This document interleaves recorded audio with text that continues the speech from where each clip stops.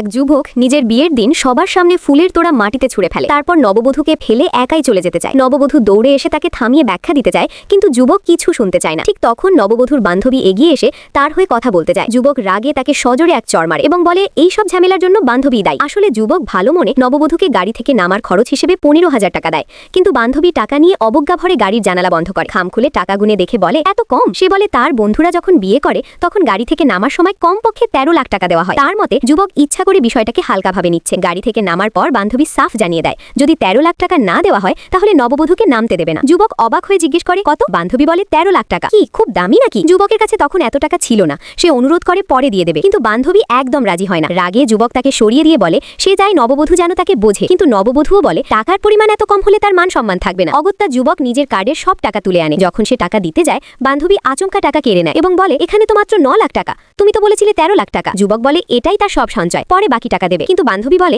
আজই যদি 3 লাখ টাকা দিতে না পারে ভবিষ্যতে দেওয়ার কথা বিশ্বাসযোগ্য নয়। এই কথা শুনে যুবক রাগী পাগল প্রায় হয়ে যায়। কাবিনের টাকা কি সত্যিই ভালোবাসার চেয়ে বড় হয়ে যায়? কমেন্ট করুন আপনার মতামত।